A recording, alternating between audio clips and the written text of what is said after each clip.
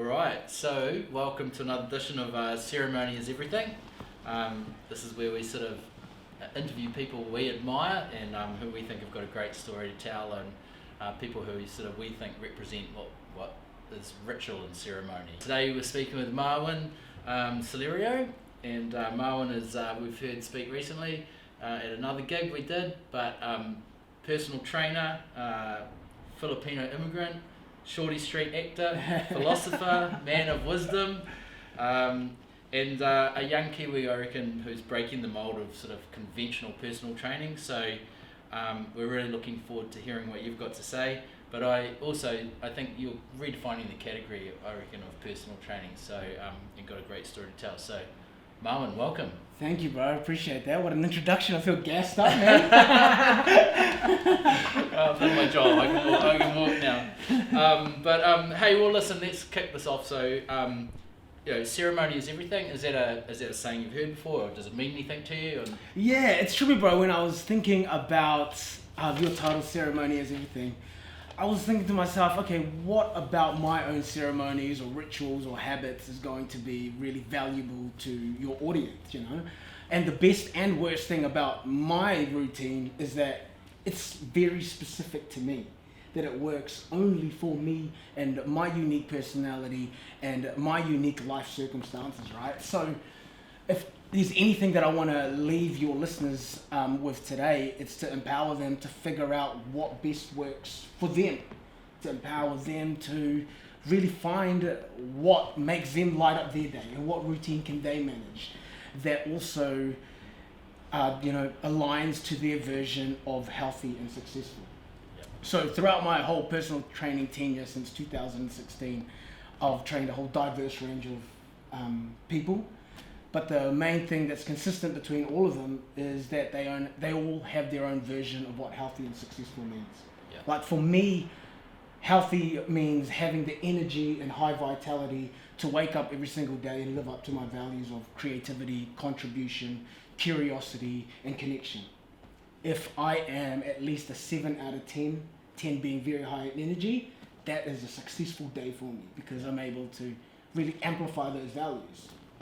And I have a certain routine that allows me to be in that mental, physical, and emotional state, right? Like, what's yours? So ceremony for me means, or ceremony is everything, it's adding sort of importance and value to things that are important to me. So for example, having a great shave, like in this environment, like having a great shave once a week for me is a ceremony.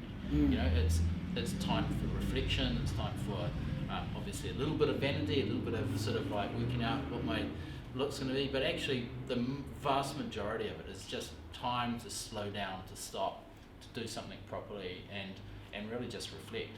And so, when we set up this business and when I started, it was like, that was one of the things that felt that beyond vanity, there was this opportunity to sort of add value to guys' lives by offering an opportunity for ceremony or ritual or routine, and an improvement. And so that's sort of where the saying comes from for us. But, too much of life is taken for granted, and if you don't add value by yourself, it'll pass you by. So, So it's like a ceremony or ritual or habit is a vehicle that allows you to feel the way you want to feel. Yes. Right? Yeah. And reflect on the values that are important to you. 100%. For me, first of all, it's really clarifying, how do you want to feel? Like, for my clients, what does healthy and being successful look and feel like for you? And like I said, for me, it's just having the energy and vitality. For you, it's having those moments to slow down. And it's finding those ceremonies that allow you to get into that state. Tell us a little bit about your story, just to touch on. For sure. How did we end up here? In 1998, earlier than that, in 96, my father, the day he found out that he couldn't provide food for us children, me and my sister and my mother, was the day that he decided to move to Papua New Guinea and then eventually New Zealand. 2 years later, he had saved up enough money for us to immigrate from the Philippines to Taupo, New Zealand. Big Great Lake Taupo right in the middle of the North Island. From there, from 5 years old right up to 20, I lived in Taupo, and then I moved to Auckland to study a bachelor's in performing arts and screen and theatre acting. I got into that not because I wanted to be an actor, but because I was just a clown at high school. So like, my principal at the time said, because I had been kicked out of numerous classes, he said, Marwin, the only class that's going to take you and that's going to allow you to get the credits that you need to pass the year is drama. It's either take drama or leave the school. And I come from an Asian background. You cannot leave school. That's like being disowned. So I was like, cool, looks like I'm doing drama. But thankfully, Mrs. Gowdy, at the time, my drama teacher, changed my life. Instead of punishing me for my clown tendencies, she actually nurtured them. She was like, be you, Marwin. Be the clown. Yeah. Just do it with the script. Yeah. And do it when it's assessment time. And I was like, wait, so you're not going to tell me off by making people laugh and just being myself or being a nuisance and a menace? She was like, no, just find a time to do it. And with the script is that time. So then I found, the outlet of being creative through acting. Well, great feedback from one teacher. Isn't it amazing how one teacher or one person can impact you like that at the right time? Yeah, and directed me in a way that I saw what I wanted to do after. So I did a bachelor's in performing arts. As you know, performing art contracts here in New Zealand are very, very small niche. The most lucrative contracts are the ones on Shortland Street, and there's about six main cast members that actually got them. So I knew it's very unlikely that I was going to get it. But during that time, the student life really got to me. I ended up ballooning up to 20 kgs. So if you've never met me, I'm 5'3", so 20 kgs on this small frame is fucking huge. Can I swear? Yeah, go for it. So I look like a panda. And in the event of fear coming into my body because I was afraid that no woman would like me and I wouldn't get a girlfriend, I knew I had to start taking care of myself. Yeah. So I lost 20 kgs over 2 years. My classmates asked me how I did it. I showed them through the gym and showed them the exercises that I did. Mind you, all I learned was through YouTube and shit like that too. I wasn't an expert at the time. And then someone was like, Marwin, you can get a job personal training after acting school. You can, build your own brand and start your own business, and you can make a living out of this. And I was like, awesome. Straight after acting school, went to PT school, and then signed my first PT contract at Les Mills Britomart in 2016.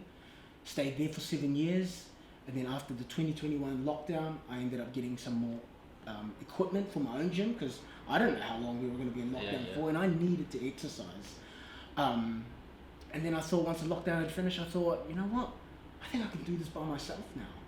I think I can get all my clients from Les Mills and bring them over to me. And that sounds very heroic, the way I say that right now, but that was anxiety induced. I didn't really know if my clients were going to follow me, right? Because they had to change their entire routines. Yeah. But thankfully, I'm grateful that they all did that. They all came and followed me, changed their routines because they valued the service and also valued the trust and relationship that we had. So I've been operating out of my own little studio in Remuera for the last 3 years now, and here I am. Great story to get there, but my biggest takeaway from all that is that your father came all the way from the Philippines and went to Taupo. Yeah.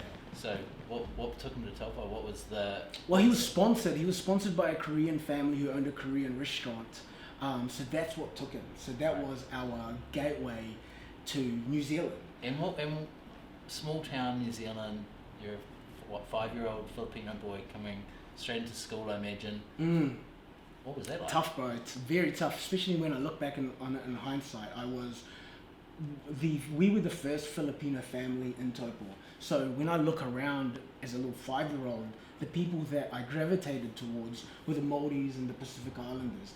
Yet I knew there was this disconnect with them as well. There was just no one that really looked like me. And my mother, who I love dearly, used to also come every single lunchtime and hang out with me, which created even more of a disconnect with me and all the other peers, right? One of the most earliest story for me that represented that I was different was when I asked to play line tag with the kids, and they all said no. I couldn't play with them. And I remember running to the field, to that corner of the field, and just crying the entire lunchtime. And subconsciously now in hindsight, 5-year-old Marwin interpreted that and created a story that I'm different, I'm not good enough, I'm not valued, I'm not liked. Yeah. So yeah, that was a difficult time. And I got bullied to the point I had to move schools. I had to go from Taupo Primary School to St. Pat's because I got bullied in that first year. I just didn't find my way. And it's always so hard to hear that.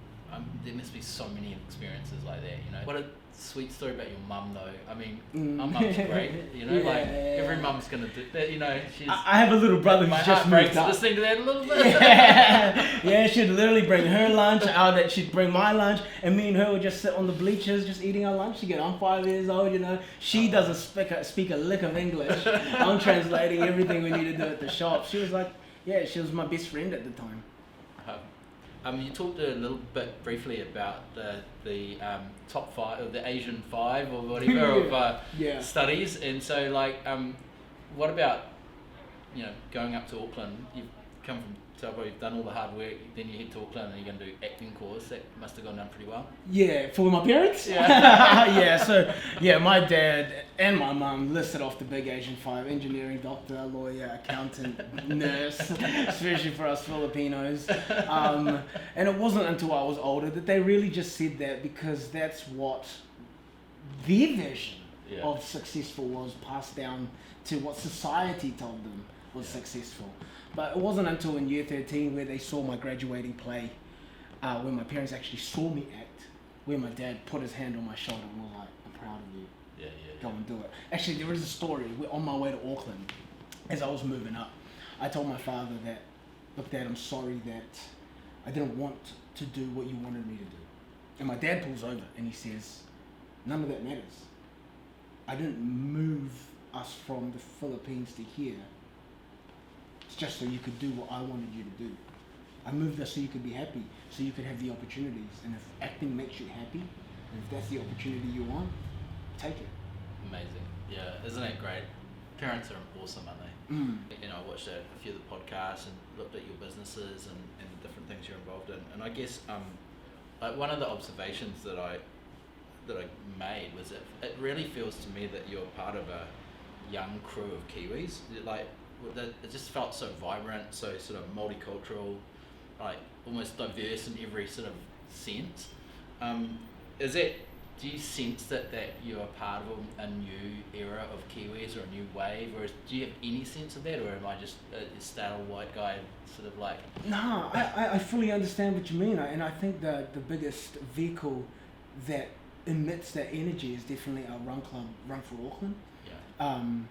And I can't take any credit for the vibrancy and the multicultural aspect of that because it was started by Brazilians. I don't know if you guys know of any Brazilians, but they are the most touchy, most loudest, and that's what makes them so wonderful, right? Yeah. I remember my first ever Run for Auckland appearance there. I'd never been kissed by so many men on the cheek. And I was like, fuck, this must be normal. This must be normal. But yeah, you're right. I think it's just the new way of how fitness is evolving. Yeah. Community is a huge, huge component of living a healthy lifestyle. And I think since COVID, that's really been highlighted and emphasized. And it's so much more easier to get into a challenging and physical activity when you're surrounded by really good people. Yeah. There's a diverse range of people in the work that I do, whether it's in my clients, whether it's in the Run Club, whether it's the people that I interview. And it's not that as if I'm trying to look for different types of cultures, you know. It just happens to be, I'm looking for inspirational stories and to connect with other people, to broaden my own perspective and ideas. And they just happen to be in this land that is so multi-diverse. Yeah, no, I mean, I think vibrant is the word. It feels really great. And I guess that's part of it. I mean, I said in the introduction that, you're, sort of redefining, I guess, what a PT is. Explain to us a little bit around how you think you're redefining that category. What are you doing different that other PTs maybe aren't or don't see value in? Yeah, I think for a long time, personal trainers have hyper-focused on the training aspect of it. A lot of people who get into personal training get into it because of their love for exercise, which is great, but that's a very small component of it. Yeah. Personal training is a people's game. Yeah. You serve the person, you serve the people. So you could be the most knowledgeable personal trainer. We could talk about, progressive overload. We could talk about carbohydrates and all the fancy wancy stuff. But if I cannot relate the health and fitness jargon to the person that's sitting in front of me, father of 3, or maybe mother who is stressed out as hell, or student who is just on a budget. If I cannot relate all that information, make it relatable, relevant, and actionable to you, then I'm ineffective. And I think a lot of personal trainers, for whatever reason, I suspect for a big part it's just a stroke to their own ego to tell them to show off their knowledge, or to show people how they do things. Or because it works for me doesn't mean it's going to work for you. And part of it is listening, right? Like I heard you tell a story about you'd done maybe a body analysis or something, and one of your clients, and they felt that it wasn't right for them, and what you've done. And I sort of thought, actually, that so many of us in our lives, we just do our job thinking we're being professional, thinking we're doing it, but we're not listening to what the needs are. Do you know the story I was talking about? Yeah, 100%. When she said she felt body shamed because I put her on the scales, and I asked her, "Oh shit, I did not. That was not my intention. I never intended to make you feel shamed in any way. What made you feel that way?" And she said, "My goals are to get stronger. I've never needed to know what my body weight is. I've never needed my skin and my parts of my belly to be pinched." And I was like, okay, well, how would you measure getting stronger? I mean, when I say that out loud, it sounds so fucking simple. But she said, we're doing it already. I'm getting stronger every single week. My strength lifts are all going up, are going up. I'm getting stronger and stronger. I walked up the same steps that Rocky Balboa walked up. I'm able to go traveling and there's no pain in my body. I'm achieving my goals now. I don't need to be pinched in these awkward places. And all because I heard someone wanted to get healthier and stronger. My own preconceived ideas of what that meant was that lower body fat, bigger muscles, looking leaner, happy with yourself in the mirror. And although that's all important, that's only just one way to measure success. So if you're a personal trainer listening right now, I encourage you to really challenge your own preconceived ideas. How much of your work is based on assumption or your own bias, and how much of it is actually a metric of success based on what your clients has set out to do or to achieve. I hear, sort of following on from that, I hear you talk about sort of optimal and suboptimal, sort of like the scale of sort of where people operate in, and sort of like I thought that was really interesting. Do you want to talk to us about like what do you mean by that scale? What is that scale? So like on one end optimal, the other end suboptimal. Optimal is more like athletic. The more optimal you want to be, the more you optimize the more you want to optimize your lifestyle, the more trade-offs you're going to have to make. And some people have the capacity for that. The most optimal people are athletes because it's their job to think, breathe, and do everything that revolves around nutrition, training, sleeping, and load management. But for people like us, we've got businesses to run. We've got relationships to tend to. We've got a social life. We love a beer. We love a burger as well. And it's just about finding that balance, right? Therefore, it's about managing your expectations. Do you really need to be at full optimal? Are you trying to go to the Olympics? Is there a competition at the end of the day? Is there a podium? Or can you take it a few notches back, maybe 3 or 4, and live in between neutral to optimal? You know what I mean? Obviously, we don't want to be at suboptimal because that's going to be a detriment to your everyday life anyway. So you want to be at the top end.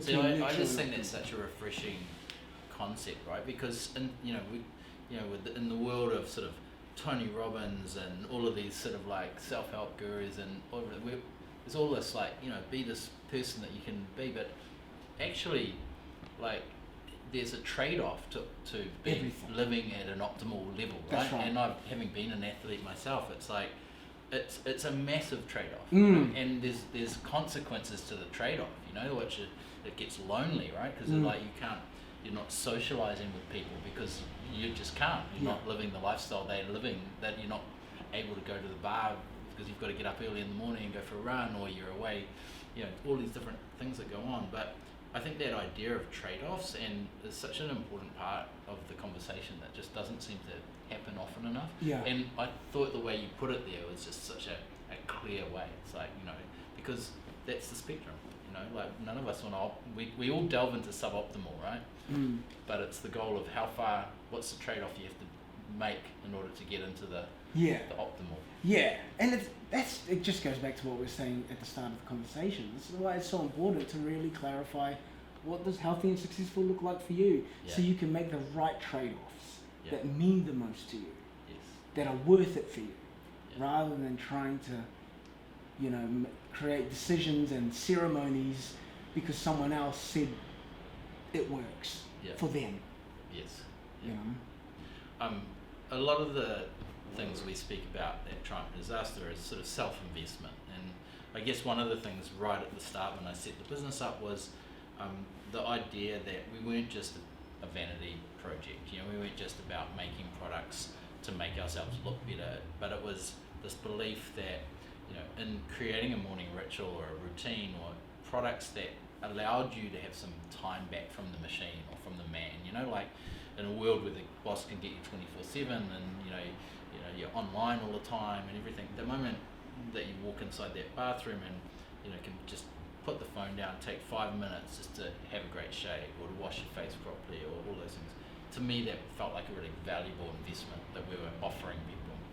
So we talk a lot about that self-investment. What does self-investment mean to you, or is that part of your world? Do you talk about with your customers and about that, or is that even a real thing for you? Yeah, absolutely. Like, just off the plane of what you were saying there, for me, investing the start of the day just solely to myself works wonders, right? Like, my first client is until 7 a.m. But I'll wake up at 5:15 a.m. and use that entire time to ease into my day. The goal with that hour at 45 is to start my day focused, calm, grounded. And that includes ceremonies like meditation, journaling, showering, shaving, but taking my time through all of that. Having my coffee and looking out the window, like, that means a lot to me. It's just, for me, that's where I slow down and reflect. Because the opposite to that, once upon a time, I used to just wake up 30 minutes before my client and everything is a rush. Yeah. I'm not grounded, I'm not focused, I'm thinking about the things that I missed, before I'm not prepared, So start of my day is a big part of my self-investment. And then helping other people figure out what that could look like for them. But to me, when I listen to you, it's like you've developed your own wisdom and philosophy. Where does that come from? Like, what's driving that, or what's bringing it forth? I'm just super curious on understanding myself and my own patterns, and my own blind spots. I'm not afraid of you telling me of my blind spots. I'm more afraid of even having one in the first place, and that puts me through this journey of just asking myself why. Why am I like that? Why are these patterns continuing to repeat? Which of these patterns serve me and which don't? A big helper for me was actually hiring my own coach to help navigate these types of conversations for me, to have someone with that objective view. I'll say something and they just mirror it back, and that made me question myself. That helped. I can remember a time where I was single, I was not succeeding in the dating scene, and I had to start asking myself, what's wrong with me? Yeah. Why do I keep attracting the same type of woman and the same type of outcome? Yeah. And then at first I used to blame everyone else, and then when I got a coach, I figured out the common denominator. It was me. And then I had to go on this journey of figuring out my behavior, my patterns, my habits that kept manifesting these outcomes. Yeah. I was at fault. Yeah. I had to take responsibility. And that's where this journey of, self-analysis really. Taking responsibility over yourself is a scary thing to do, to once you realize that the only thing that was actually stopping you and holding you back was you, that's a scary thing. It's like, going behind the veil and realizing it wasn't the government that was at fault, it wasn't your parents, it wasn't your partner or your friends. At the end of the day, it was you. Yeah. It was you. And that fear is the fear that you could fail, isn't it? Really, or you could let yourself down, or that you find out something that you don't like about yourself, or you know, but isn't it? It's the same with worry, isn't it? Worrying about something that whereas the real strength is actually by confronting that fear, you find a way through it. Yeah. It's not that the fear won't be there or that some of those things won't become reality. It's that when they do become reality, because you confronted them, you find a way past them. You know, I think that's somehow like the small moments when you have that success in self-development. I think that's the learning, right? So then you're not quite as fearful the next stage. You know? Yeah, you're so right. It's all those micro changes, right? Yeah. It's becoming aware that, oh shit, I feel that anger within me, and taking that space to not act on it and celebrating that win. Yeah. Yeah, and that's how it really starts, isn't it? It's more of a snowball effect. Yeah. Yeah.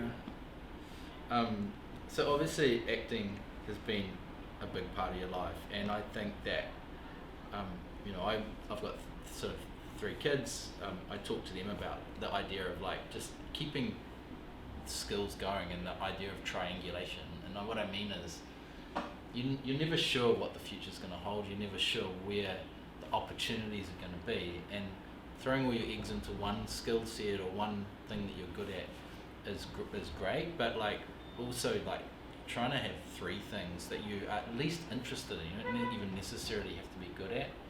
That triangulation of all of that seems to work really well, right? And is that why, you know, people are coming to you? You know, is that what do they get when they walk away?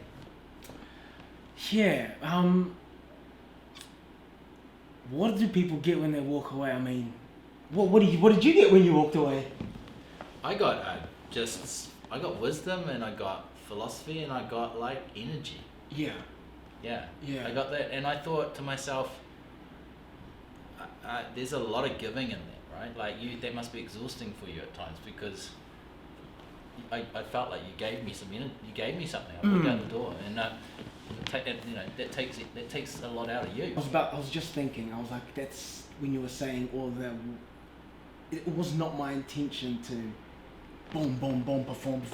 You know. Yeah. I remember actually at the Brothers Brain Chat right before, I was asking myself, I was journaling. I was like, what do I want to do here?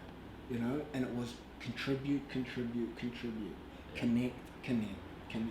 Just focus on those 2 marks. You know, and I'm glad that came off, because that was my focus. Is it exhausting for me? Absolutely. Yeah. Absolutely. I only love connecting with people because I also love the other end of the spectrum, connecting with myself. Yes. I love being by myself. There are times where I will just drive around Auckland aimlessly by myself with no music on, because that's me. Yeah. You know, I love my morning routine because my phone is off and I'm just sipping coffee by myself. Yeah. I love thinking, I love contemplating, I love reflecting. But yeah, I have ceremonies to allow me to upkeep this type of energy. Yeah. Yeah, and isn't it great, like, time alone, you know, is wonderful, isn't it? So like, and we just don't do it enough, but it's actually almost the first thing that goes, right? Yeah. As we get busy or as we cut corners, it's that alone time, it's that time for self, which can mean anything, but just being alone. You can't be alone without without your phone, without all of those things that keep our minds busy. You can't be alone and not have some level of self-reflection. Agree, yeah. And I think that's the biggest value in being in solitude. It's practicing that third space between yourself, the thought, and then the action. Yeah. You know? So there's you, create space, there's the thought, create space, and then you act. When we are lacking solitude, it's so easy to just react. Yeah. External trigger happens, Yeah. You know, it's so easy. It's so easy because you didn't create that space. Yeah. Rather than external event happens, you observe it. You observe the internal feeling that creates within you, Yeah. and then you act accordingly Yeah. based on who you want to be or what you want out of that situation. That only ever happens. You only ever practice that when you are by yourself. Yeah. Hey Marwin, thank you. You've been amazing. I think there's certain people that just need to have their message heard, and I think you're one of those. I think you've got such a fresh, sort of wise take for the moment, and I think it's really important. I think it's great for New Zealand that you're here, and I think the energy that you're bringing and the vibrancy is needed right now. So I really hope people watch this podcast. I hope they invest in investigating you a little further, and maybe get to hear you on one of your speeches down the track. But thank you for your time. It's been amazing. So and good luck. Thank you, bro, and thank you for giving me the platform to amplify the message and the work that I do. And thank you for allowing me to feel safe and be myself. Good man. Take care. Feel safe and be yourself.